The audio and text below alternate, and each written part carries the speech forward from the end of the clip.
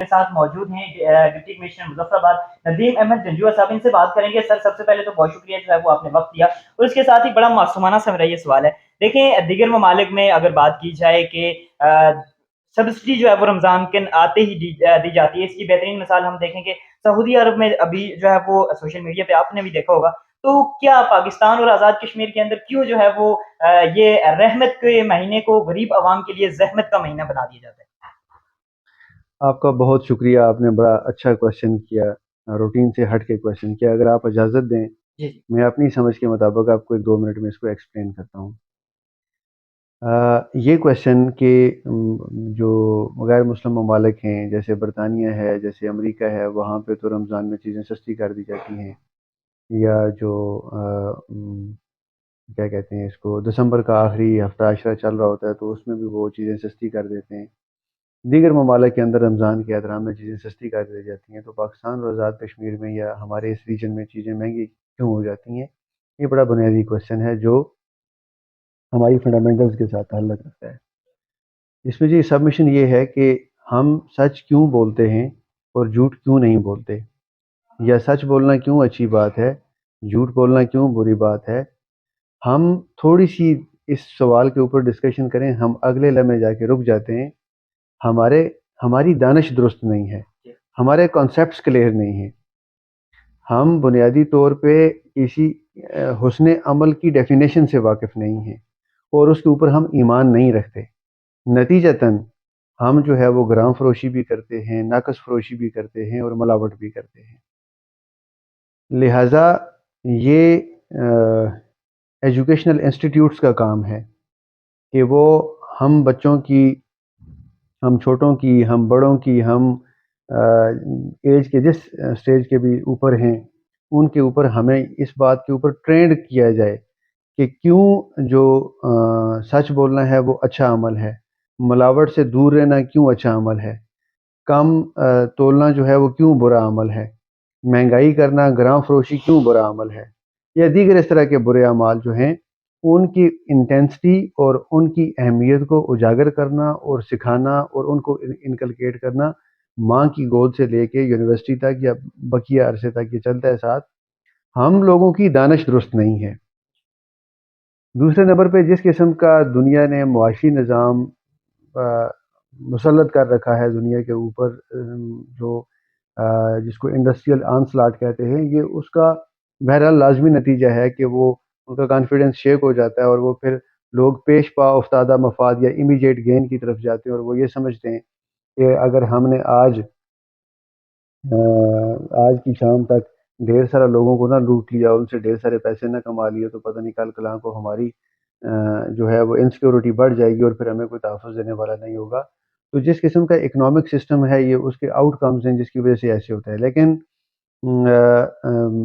یہ تو آپ نے جنرل ایک کویشچن کیا کہ باقی دنیا کے مقابلے میں یہاں ایسا کیوں ہوتا ہے.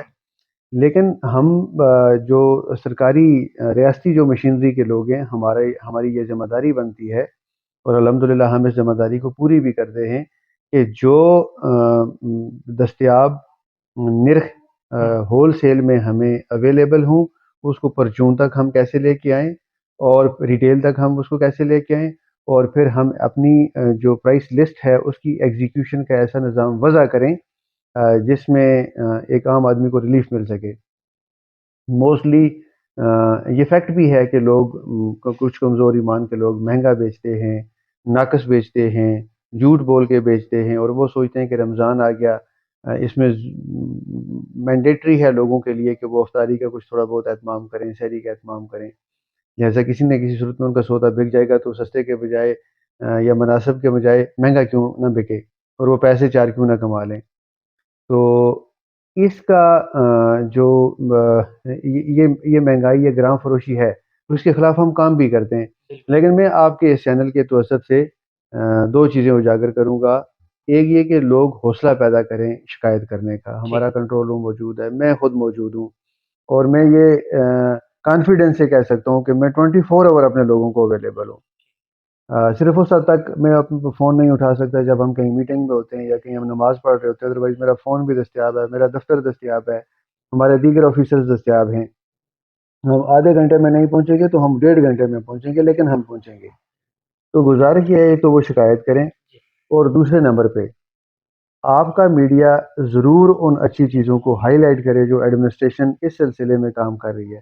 آپ ابھی سرپرائز وزٹ کریں جا کے فروٹ منڈی جو ہماری ہے بینک روڈ ہم کراس کرتے ہیں آگے نیلم پول کے ساتھ، تو وہاں پہ آپ سرپرائز وزٹ کریں. اپر اڈا ہماری مصروف جگہ ہے، وہاں پہ وزٹ کریں.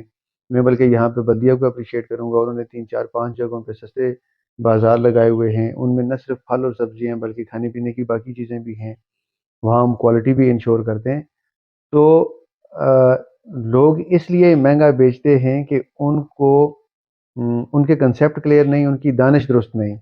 اور لوگ اس لیے مہنگا خریدتے ہیں کہ وہ ان کے اندر شاید یہ اخلاقی جرت کہیں ختم ہو گئی ہے کہ ہم شکایت لگائیں گے تو ہمارے تعلقات خراب ہو جائیں گے. وہ اس دفتر پہ اعتماد کریں، وہ اس کی ٹیم کے اوپر اعتماد کریں، وہ واٹس ایپ پہ اپنی شکایت بھیجیں.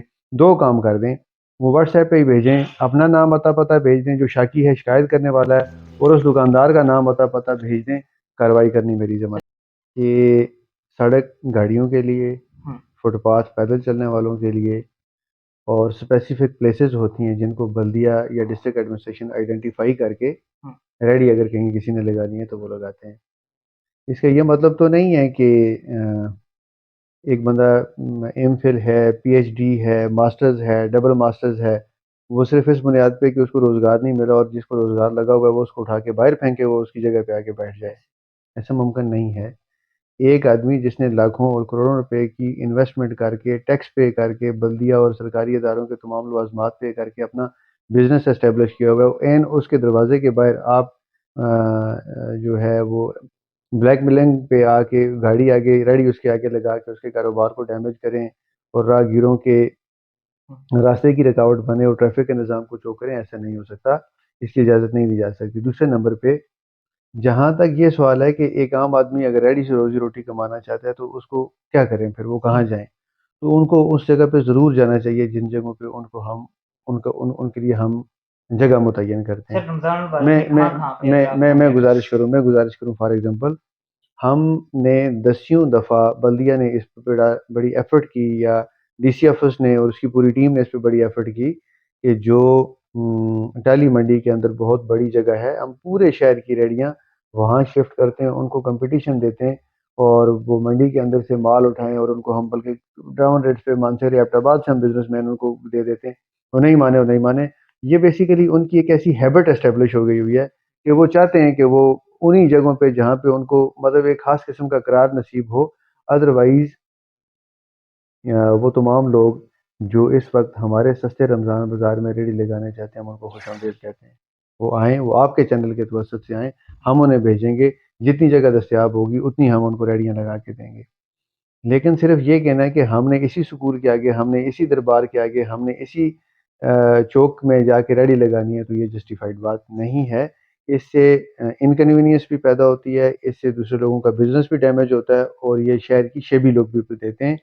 اور پھر دوسرے نمبر پہ یہ رجسٹرڈ لوگ بھی نہیں ہوتے. لا اینڈ آرڈر کے اعتبار سے اگر ہم دیکھیں تو یہ کوئی رجسٹرڈ لوگ بھی نہیں ہوتے، پھر پرائس لسٹیں بھی ان کے پاس نہیں ہوتی. تو ان کا صرف یہ والا پہلو کہ جی یہ غریب لوگ ہیں، ریڑی کے اوپر ہیں. جب ہم ان کو جگہ پرووائڈ کرتے ہیں، اگر وہاں پہ 500 ریڑیوں کی جگہ موجود ہے تو یہ صرف ہم وہاں ان کو لے جا کے چھوڑتے ہیں تو پھر یہ چوری چھپے بھاگ کے واپس آ جاتے ہیں. تو ان کو چاہیے کہ یہ جو جگہ ہم نے ان کو پرووائڈ کی ہوئی ہے یہ وہاں پہ جائیں. مجموعی طور پہ آپ کیپٹل کو بھی دیکھ لیں، ادھر ادھر بھی دیکھ لیں، ریڑیوں کا کلچر ضرور ہے، ان کو کنٹرول کرنا ہماری ذمہ داری ہے. لیکن یہ خالصتاً سریعاً جو ہے ان کا جھوٹ ہے کہ ان کو کوئی جگہ پرووائڈ نہیں کی گئی.